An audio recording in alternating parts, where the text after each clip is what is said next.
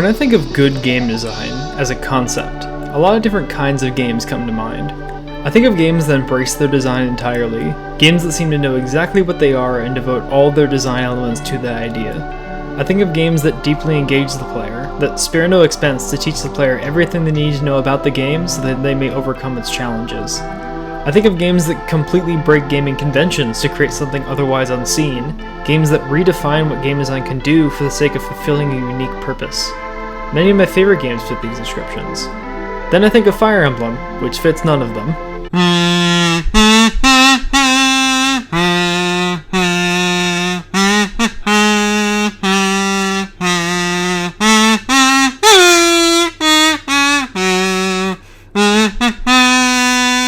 I did dig through my entire closet to find this thing, I hope you're happy. The Fire Emblem series is possibly one of the most divisive fan bases I've ever been a part of. This isn't because of any particular controversy, though the games certainly have, problems. Also, wow, this is one hell of a time to be making this video, isn't it? But it mostly has to do with its gameplay. If you ask any number of Fire Emblem fans, many of them would likely give you very different answers to a seemingly simple question. How is Fire Emblem supposed to be played? This might be a difficult question to answer, sure, but so many fans have very strong feelings about what they think is the best way to play, while each of their ideas are wildly different from one another.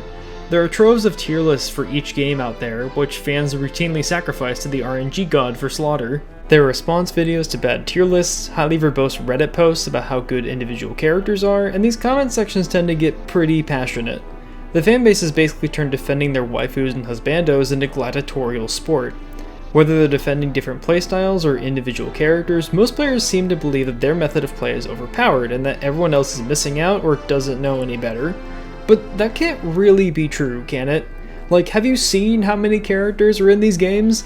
How could a game have so many broken methods of play that are simultaneously superior to each other? The answer is they, don't. Actually, they're all bad, they're all trash. This kind of impression is otherwise known as illusory superiority. It's the reason why 88% of American drivers think their driving skills are above average, and why you think the omelet you made this morning is significantly better than other omelets you've had. That's right, I see you over there, Devin, earnestly trying to improve your cooking skills. I'm so proud of you. However, this cognitive bias doesn't come from nowhere. Illusory superiority tends to come from some widely shared anxiety, usually over something deemed to be difficult or essential to our lifestyles. Most people believe they're a better than average driver because being a bad driver means you're more likely to put yourself and others in danger, and no one wants to be that person. The anxiety tends to be integral to the activity you feel superior in. So where does the anxiety come from in Fire Emblem? What about this game makes players defend their choices and playstyles so passionately? The difficulty of these games tends to run pretty high, and while it's easy to say that they're contentious because of their difficulty, I think the central anxiety of the series is a bit more complicated than that. Though I do want to get into difficulty later, first, I want to talk a little bit about genre. Genre is a bit of a weird concept in Fire Emblem. While most of the games are mechanically most akin to grid-based strategy games, they present themselves more like RPGs. They have a wide net of playable characters, each with distinct traits, backstories, and relationships. Each character has distinct stats that go up, theoretically, when you level up, and when they do, you get a big flashy level up animation that covers most of the screen. Ooh, luck! The best stat! There's even an ancient death god that's revealed to be the true villain minutes before the ending. As a result, these games have attracted a lot of RPG players over the years. The problem is that if you play Fire Emblem like an RPG, you will get your ass handed to you. Simply put, there are a lot of habits cultivated by traditional RPGs that actively distract players from engaging with many of Fire Emblem's mechanics, which can often make these games seem a lot more difficult than they already are. Like, the games certainly aren't easy, trust me, we'll get to that, but much of the series' reputation for difficulty seems to come in large part from the way many players have learned to play them. It's almost like the games are designed to encourage players to make bad decisions, but like, why would they do that? That's like bad design or something. Now, I do want to preface this by saying that I am far from an expert on these games. I've only played a handful of titles, so my knowledge about the series as a whole isn't quite as expansive as that of many other players. However, I've made a lot of observations about this series over my time playing that I see few other people discussing, and I wanted to throw some of my thoughts out into the ether. I also have no intention of shaming anyone for the way they play these games. Rather, I wanted to look at these games' relationship with their players and how players tend to respond to them. I'm fascinated by this series and its mechanics, and it's worth knowing that those mechanics have varied widely between games over the years. I've done my best to make the content of this video generally applicable to most games in the series, but I can't account for every mechanical detail of every game, so take some things with a grain of salt. With that in mind, we'll get straight into the hot takes, so I can tear down this fandom's sense of illusory superiority by offering my own opinion, which I think is superior.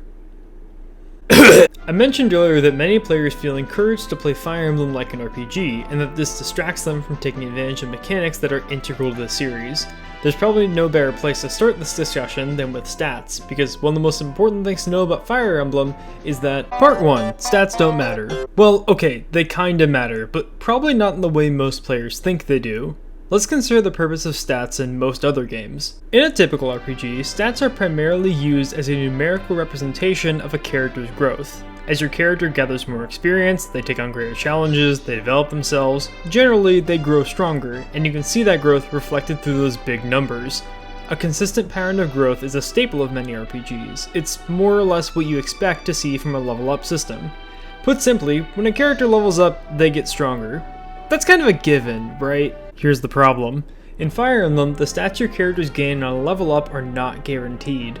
Instead, each character has a growth rate for each stat, a percentage chance that their stat will go up on a level. This means that it is very possible for characters to have level ups where they get no increase to their stats whatsoever.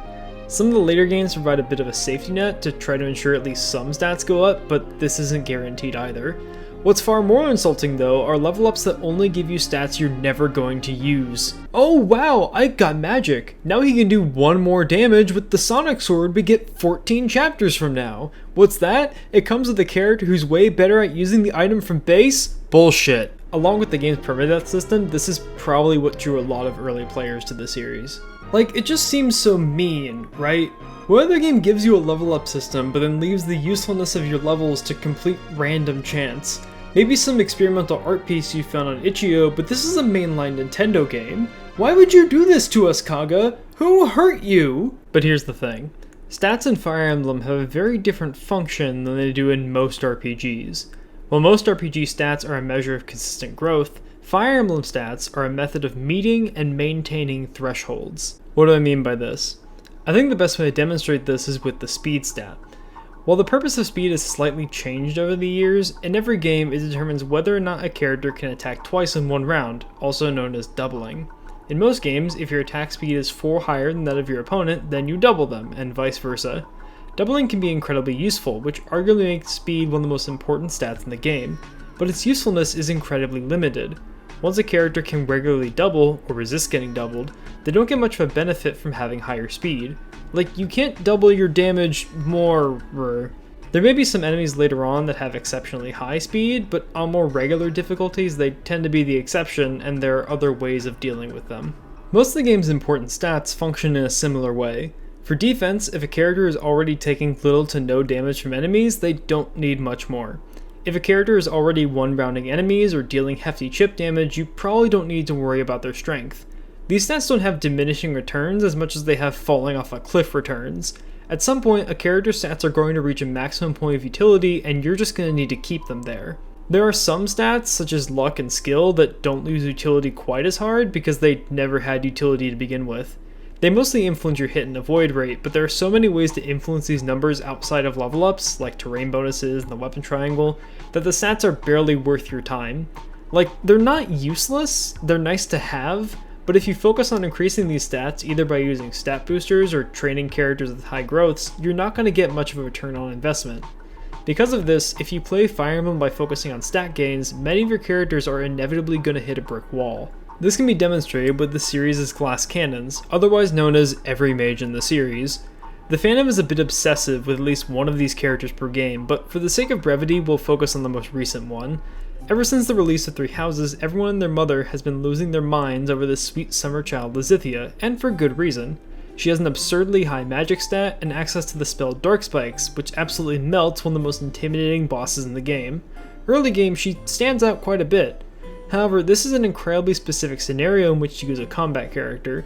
She cuts through the Dark Knight and other paladins like butter, but that's about it. When the Zieja is pulled out of this comfort zone, a lot of her weaknesses start to come to light. Like how she dies instantly if any enemy breathes in her direction. Sure, you can keep her out of enemy range as much as possible, but then you have to contend with her spells. Lizithia uses Dark Tomes, which slow her down and don't have a lot of attack power, which makes it hard for her to deal with anyone who isn't a paladin. This essentially makes her high magic stat pointless because she ends up either struggling to kill most enemies or completely overkilling cavalry with Dark Spikes. Ironically, regular enemies give her far more trouble than this asshole.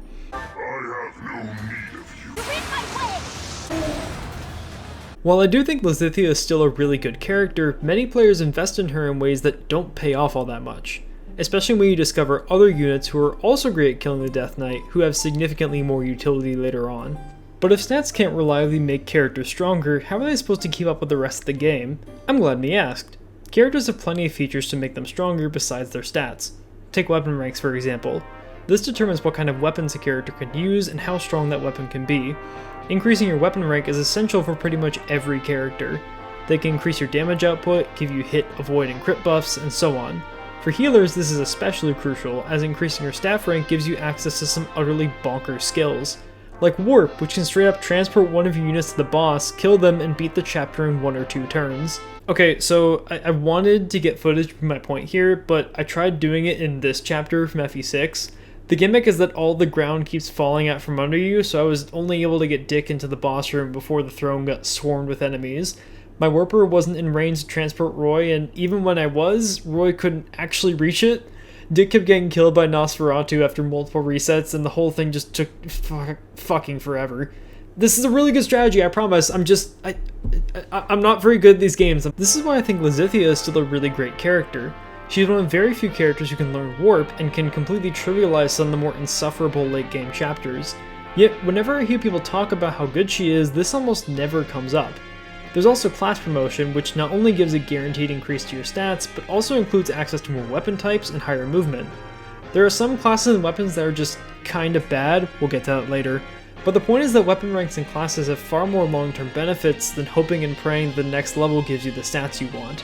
The games don't have a great way of communicating this though. Like, they tell you that characters can promote at level 10, but that you can wait until a later level to promote if you want. Many new players hear that and assume it's best to wait on promotion, as promoting a character early theoretically means they're missing out on level ups. However, there are some characters and classes in the game that just aren't going to have much of a purpose until they promote, so it's sometimes best to promote them as soon as possible. Healers especially have little use of their stats because the staves do most of the healing, so the stats aren't nearly as important as gaining access to more skills, offensive magic, and higher movement. Honestly, most characters' actual level is a lot more valuable than the stats level ups give them. Unless you're playing Thracia, in which case healing can fucking miss. In case none of this seems convincing, I'd like to point directly to the series' modding community. Mods have been made for every game in the series to give every character 0% growth for all of their stats, effectively making every single level up an empty level. And yet, every game in the series has been beaten with this condition. Some of the games have even been beaten with negative growths, where level ups make character stats go down because this fanbase has an unquenchable glut for self-punishment. Real talk, maybe the fact that stat growths are entirely dependent on RNG should have been our first clue that they really aren't that important. So, we fully established that stats in Fire Emblem have a very throttled purpose, and are not as essential as improving classes and weapon ranks. If the purpose of stats is maintaining thresholds, the next question to ask is, which characters are able to maintain those thresholds? Oh god, we're getting into this, god damn it. Part 2, The Ballad of Jagans and Scrubs. This may be hard for some fans to believe, but the Fire Emblem developers have a very cruel sense of humor.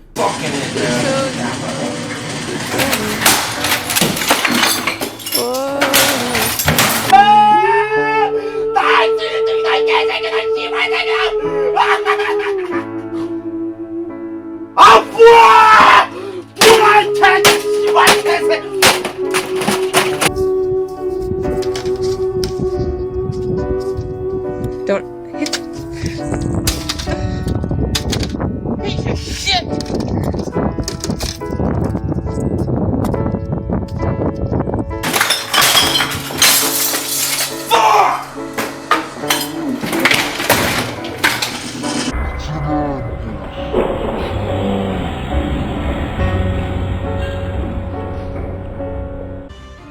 Wow, that is garbage. There are many features in these games that are designed to be unfriendly to new players, from ambush spawns to Pegasus Knights to ambush spawning Pegasus Knights. Player unfriendliness permeates this franchise in varying doses. Their malicious elements are frequent, but inconsistent enough to where they don't make players want to perform their own autopsy. Your selection of playable characters are no exception. See, in many RPGs, you have access to a wide variety of characters, and all those characters are about on the same level as each other. Some characters may have certain roles that are more essential than others, but every character can have an equally viable role if placed on the right team and used well. It stands to reason that Fire Emblem games would be very similar. The problem is that this is wrong. Let me introduce you to someone. Their name is Jagen. They go by many different names depending on which game they're in, but they will always be known as Jagen. Jagen is, by every conceivable measure, better than every one of your characters at the start of the game. Their stats are through the roof, their class is utterly busted, and their weapon ranks are higher than most characters will ever get by the end of the game. They have met every threshold they will ever need to meet. They're just that good. They have a legitimate purpose too. These games throw many challenges at you, especially on the higher difficulties that are not designed to be taken on by your weaker characters alone. Your Jagen is the tool the game gives you to make these challenges more reasonable for your whole team.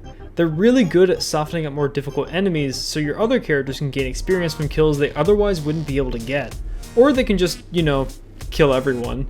Like, this person already has everything they need to solo every map in the game, they're just a beast. Jagens be one of the most useful assets in your arsenal to make big challenges more manageable, while also helping other characters meet the thresholds they need to fulfill their roles. The problem is that many players are absolutely terrified of them.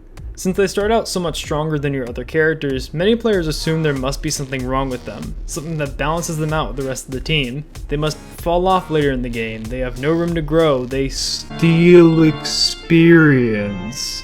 This anxiety is understandable. Many Jagens have significantly lower growth rates than their characters, but bruh, you can already dominate the final map with this absolute unit if you really wanted to, you'll be fine. Plus there are some Jagens that just have good growth rates anyway, so there's literally no reason not to use them all the time. In all fairness though, there are some Jagens that do fall off at some point.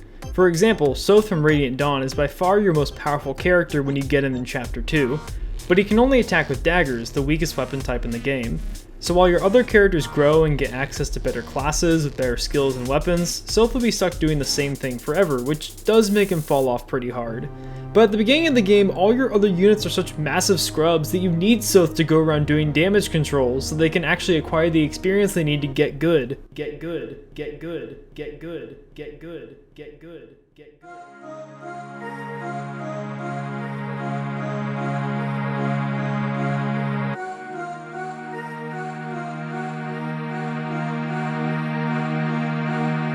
This is the part of the video where I tear down everything you hold dear. The part where I reveal what you know deep down to be true, but that you are far too afraid to confront. I am here to tell you, your waifu is trash. But honestly, some characters are just garbage. Like, there are some characters in these games that start out so far below the bar that they're never going to meet the thresholds they need to be playable. There are lots of characters like this, to a point where there's no way it isn't a joke on the developer's part. Take for example, Chapter 15 of Path of Radiance. At the end of this chapter, 2 new characters join your team. One of them is Morim, a really bulky furry who can take damage and dish it out in spades. He's a really good character. You also get Tormod. His base stats are pretty close to those of Soren, a mage you got at the beginning of the game, and Tormod is at level 7 while the rest of your team is likely in their teens or already promoted. Soren has already had 12 chapters to increase his level, get his weapon rank up, and maybe even promote, so he's had plenty of time to come into his own. Tormod just doesn't have that kind of room, and the fact that the game gives him to you at the same time as an absolute unit like Morim just makes his presence all the more bizarre. Like, recruitable characters get stronger as the game progresses, right? That's how these games are supposed to work! Many players look at a character like Tormod and think he must be hiding some enormous potential that no other character has if you're willing to invest in him. I mean, you can certainly try. Try to get this guy to do anything more than chip damage and tell me the developers aren't just fucking with you. He does have one unique trait though. He has really good movement for a mage. That way there are even more ways in which he can get murdered. Oh wait, he has supports with Soth! He was really good in Radiant Dawn. He must be pretty good here. Oh Jesus Christ! There are also some characters who are so difficult to use because their class locks them into incredibly limited roles. Armor Knights seem really cool to new players with their high strength and defense, until 2 turns later when they're 3 miles behind the rest of the party who are all having a great time committing war crimes without them. Eventually the power creep gets to them and they end up getting doubled by enemies with strength that outpaces their defenses. There's also archers who can help deal with flying units, but this purpose is very selective when they're locked to 2 range and tend to be very frail. Some of them can do a decent chip, but the rest of the party often has to do damage control to prevent enemies from looking at them too hard. In terms of utility, many characters simply aren't worth as much investment as others. There is a way to make these characters good, however, if the player decides to funnel excessive amounts of effort into giving them every ounce of experience, every stat booster, and every bit of bonus experience they can. You pretty much have to format your team around this one character in order to make this work, which distracts from creating a good team composition and can hold many of your characters back. In the end, you do end up making this one character incredibly strong, but here's the thing, you can do that with any character, including, the ones who are already good. You hear fans talk all the time about how they turn one of their favorite characters from zero to hero, and how doing this proves that that character is incredibly powerful. But absurd investment does not a good character make, because any character can exceed all their necessary thresholds if they're treated with this amount of favoritism. I'm not saying doing this makes you a bad player. If you want to solo Sacred Stones with Gilliam, more power to you. But I think these games have a whole lot more to offer if you play them taking multiple character strengths in mind, and creating a team in which they can play off each other in fun and often cheesy ways. These eggs in one basket approaches to play aren't inherently bad, honestly I kinda love runs like this, but I find they make the games a lot less fun, and they aren't really indicative of whether a character is good or not. There seems to be a sort of reflex among players to assume that because some element or playable character is present in a game, they must have an important purpose. If that purpose isn't immediately clear, then the player must put in as much effort as possible to discover it. It never occurs to them that developers know this reflex exists, and that sometimes they might abuse it just to watch you squirm. I think part of the reason many players find these games so difficult is because they give into these assumptions. They assume all characters are just as viable as one another, that teams should have an equal distribution of all different classes in order to be good. The fact is, the game's mechanics go a lot deeper than that. Some characters fill roles that have more utility than others. Finding a set of characters with roles that work really well together make for a well-constructed team, and in general, one that's fun to play until they get destroyed by ambush spawns! But this isn't anything new to fans of strategy games and older fans of the series, especially those who've played the game's higher difficulties. The thing is, I don't think this completely explains why many fans still have this sense of illusory superiority. Even if you have certain gameplay habits drilled into you by other games, players are usually more than capable of recognizing their weaknesses and finding ways to improve. So why is this series any different? What makes Fire Emblem seem so much more obtuse and anxious than other games? I think this goes a bit deeper than the game's convolution of genre and has more to do with how difficulty itself is presented.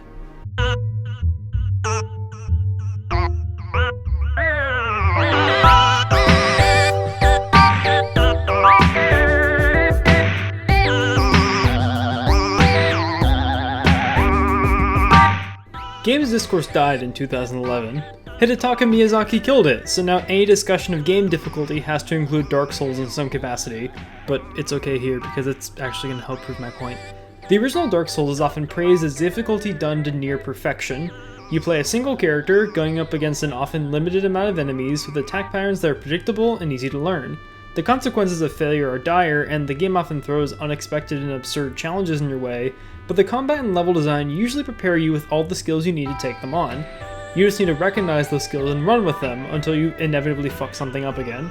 The most terrifying part of Dark Souls is staring for 20 years at an enemy's attack that follows your poorly timed dodge roll as all the mistakes you've made in your life shudder before your eyes. The game is often described as hard but fair, by which people usually mean hard but the game is simple enough that I'm able to recognize my mistakes and address them appropriately. I wouldn't exactly say the game is fair. There are plenty of times where it goes out of its way to screw with you, but in retrospect it doesn't feel unfair. While the game can get very difficult, it's not too hard to figure out what you need to do differently if you're open to changing up your playstyle. The game does a pretty good job teaching you through its level design. Each level has distinct enemies that need to be dealt with in different ways, and the game rarely throws more than a handful of them at you at once, giving you plenty of time to observe any attack patterns and change things up appropriately. It's a bit of a meme that the best way to get through OG Dark Souls is dodge rolling, but there are also areas like Lower Undead Burg, the Catacombs, and New Londo Ruins that, without abusing glitches or terrain, encourage at least some degree of parrying and blocking to make your way through. It's a pretty decent game, and I think the sheer amount of praise that's been heaped on the series speaks to how much players value this kind of pseudo-fair design. I don't think I've heard anyone describe the challenges in Fire Emblem as fair, and it's easy to see why. On the surface, there are comparatively a lot more conditions you need to account for. You need to pay attention to enemy ranges, their stats, their weapon types, their attack power. You have the ever-anxious knowledge that experience in the game is limited, so you need to consider which characters you're willing to keep around. You need plenty of units who can hold themselves in combat, but you also need some who can run around the map to collect items and recruit characters that you're going to need in the future. It's a lot to keep track of, especially for new players, because the game doesn't really do a good job teaching you which characters, skills, and items you really need. Even if you're familiar with the series, the functions of your stats, weapon ranks, and classes often change between games, even ones that are direct sequels to one another, so even experience with previous games can't save you from getting lost.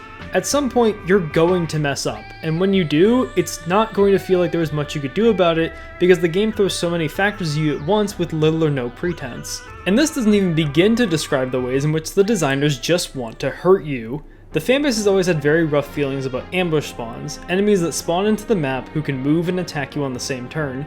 There's no way to predict where they will come from or who they will attack unless you've played the game before, which in a game with permadeath can feel a little bit like being stabbed in the spleen.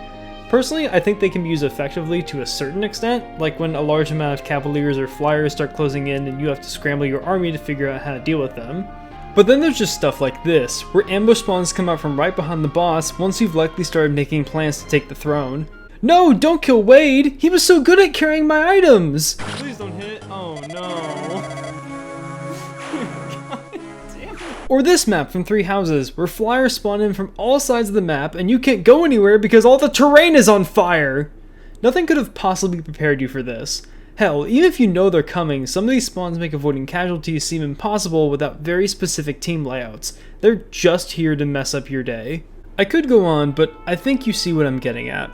From obscure progression paths to poorly communicated mechanics to level design that just wants to see you suffer, it's no wonder many players are so defensive of their strategies. When these games bully players so hard while simultaneously giving you flashy level up screens and elaborate crit animations, it's enough to make any strategy that gets you through the game seem powerful. This isn't to say this is a bad thing. Again, I'm not trying to shame anyone for the way they play these games, but I think it's interesting to see where people's impressions of these games come from. In fact, everything I've talked about so far is what I think makes these games so enjoyable. So many elements of these games dwell nowhere near what is considered to be good game design. There are loads of poorly built characters, crucial mechanics that are scarcely brought to your attention, punishing level designs with no precedent, and overpowered characters that the game just hands you so easily that it must be bait. It has to be. Because all this exists for no other purpose than to punish the player for doing nothing but play the goddamn game! And yet, I can't help but defend these design decisions. The only language I have to describe them is bad design. But I still cherish it, because...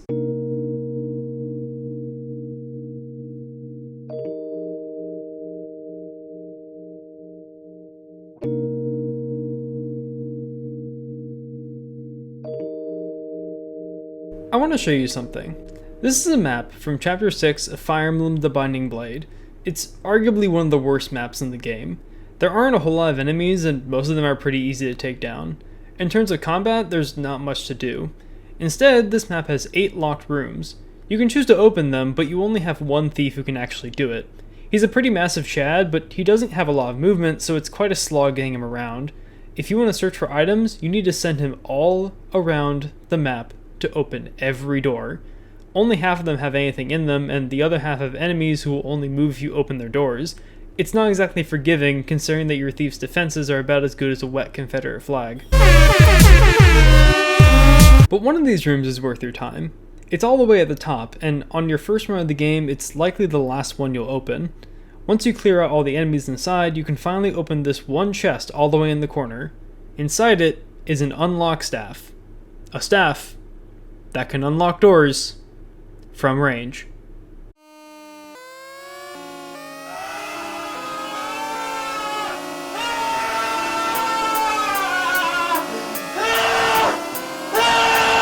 When I said that the Fire Emblem designers have a cruel sense of humor, I wasn't just talking about permadeath and malicious level design.